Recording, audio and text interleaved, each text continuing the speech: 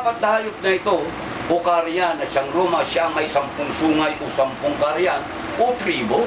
Halo ang bitbit ng tao gaya ng mga sunod-sunod. Unang palit ni Caesar ay si Ostrogodo, Visigodo, Burgundio, Valdalo, Franco, Anglo-Saxon, Lombardo, Heroles, Sueves at Uno. Ito ang mga 10. Datapot itong 10 ito, kapatid, nung tumubo, yung isang sungay sa gitna ng 10 haring ito, 10 sungay, nabunot ang 3. Sino-sino yung nabunot na 3 nung sumibol itong isang maliit na sungay, napaka makapangyarihan. May 2 mata na parang mata ng tao at may isang bibig na kung magsalita ang kanyang bibig, napakapangyarihan at napakadakila. Nabunot po ang Haring Ostrogodo, Visigodo, Burgonyo at tumayo na nga ito. Itong tinatawag po nating Papa Ukpok. Itong Papa Ukpok. At itong malaki. Ating alamin, kapatid, dito po sa Daniel, para nang sa magsagay malaman po natin, Kapitulo 7, talatang 20 hanggang 21. At tungkol sa 10 sungay na nanga sa kanyang ulo at sa isa na sumibol, at sa harap niyaon nabuwal ang 3. 3 hari yung nabuwal na sinabi ko kanina. Sa makatuwid bagay yung sungay na may mga mata at bibig ng nagsasalita ng dakilang mga bagay. Nang anyo ay lalong dakila kaysa sa kanyang mga kasama. Lalong dakila kaysa sa kanyang mga kasama. Unang-una na nga po, Leon. Diba? Tapos Oso, tapos Leopardo. Na nung pag-aralan natin, kapatid, pag-aralan natin ng nakaraang linggo, yung kasaysayan, ito yung sa larawan naman na panaginip at mga pangitan ni Haring Nabucodonosor.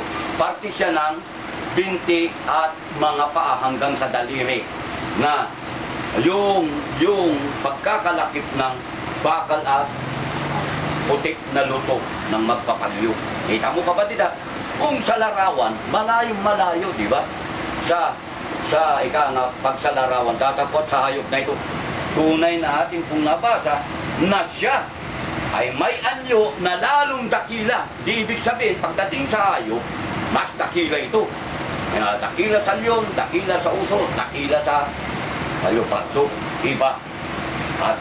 At ako'y tumingin at ang sungay diyon ay nakipagdigma sa mga banal. Kita mo, kapatid, na naiglaban sa kanila. Itong hayop, itong maliit na sungay na ito, nakipagdigma sa mga lingkod ng Panginoon. Na nais ito laban sa mga banal. Yan, kapatid, angat. At dito, nang sumibol ito, pumasok na po sa gobyerno. Dahil noon, civil government lang. Basta't hari, kahit presidente, kahit prime minister, ano ang kapamalang nakikita o uri ng kapamalan. Ang uri ng kapamalan ay yung tinatawag nating civil government o gobyerno sibil. Datapot nang bumangon itong maliit na sungay na tinatawag ng Papa Ukpok, ipinasok o ipinangon o ikinindig ang tinatawag po nating gobyerno ecclesiastical o ika nga po, gobyerno espiritual. Dito na po. Kaya't merong ika nga na ipasok na gobyerno datapwat espiritual o sa katawagan sa banal na kasulatan, ecclesiastiko. Yan, kapatid. Espiritual ang ibig sabihin. Ngayon, alin ang gobyerno ecclesiastiko o gobyerno espiritual na tumubo sa Roma na siyang nakikipagdigma sa mga banal? Alam nyo, kapatid, gaya ng ating nakikita pag nanonood tayo ng balita sa dako na kinaruroon ng Papa, yung tinatawag po nating Vatican City. Sa limbag ng mga aklat, ng mga bantog, ng mga manunulat, ang Vaticano ay hindi talaga lungsod o city. Hindi siya city. Siya isang soberenya at independenteng estado. Natawag nga siyang city, tatapot hindi siya lungsod. Dahilan mga minamahal na kapatid, ang area lang po ng Vatican o Vaticano ay 44,000 square meters lang.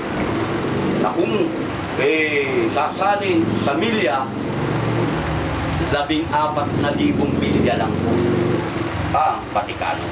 At sa pamamagitan ng pakikipagsundo o treaty sa parte ng Europe, yung St. Peter Basilica, yung daan na yun, ay ginawa ng mga bayan na nakikiisa sa gobyerno eklesyastiko o spiritual. Dahil ang gaya ng aking nakita, tunay nga na itong papang ito, na gaano mang hari, gaano mang prime minister na tinatawag natin, gaano mang mga presidente, napakatanyag, di ba? Pag nagsalita ito, tunay na bata, di ba? Kaya kita mo naman, maliban na lang sa tinatawag po natin, ika nga mga Muslim, o sa pananampalatayang Islam, hindi sila. Dahil ang gaya na lang po, ito'y ng kapangyayari nang pumunta rito si John Pope John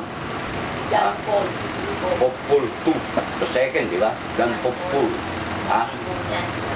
John Paul II. Dito halos may assassination attempt, di ba? Ng mga Muslim kay John Paul II.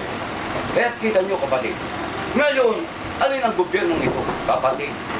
Itong gobyerno espiritual na itinindig nitong Papa ng Roma ay napakalupit. Napakalupit kapatid, na hindi na natin ilayo ayon sa Philippine history. Nung pumunta si Magellan, dahilan lingkod ng Catholicism si Ferdinand Magellan na nagdiskubre sa Pilipinas. Ano ang dala-dala niyang tanda? Krus, ba? Sa pananampalatayang Katoliko, krus.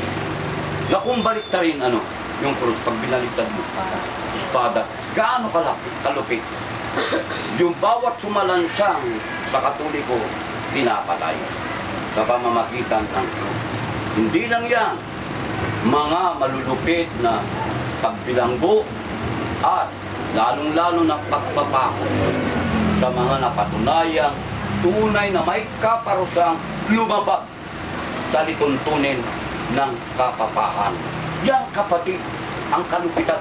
Kung dito malupit, bakit gaano kalupit kapatid? Dahil ang gobyerno eklesyastiko o gobyerno espiritual na lalong dinidikdik ang ng ating unang pinakabayani, si Jose Rizal.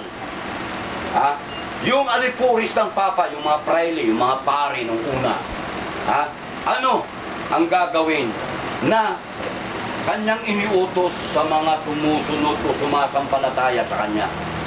Pag kayo ay nakagawa ng kasalanan, anong gagawin nung nakagawa ng kasalanan? Pupunta sa isang dako sa simbahan na kung saan, mangungumpisal.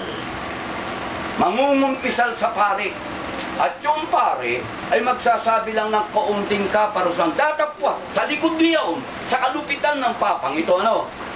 Pag ikaw ay nagkasala, paglabas mo sa simbahan, naroon na yung Guardia Civil.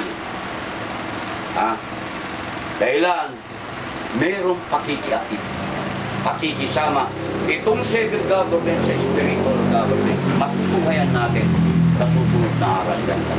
Kita mo paglabas ng tao na walang kalamalam, ang alam niya, napatawad na yung kasalanan, yung pala pupunta sa bilang ganyang kalupit.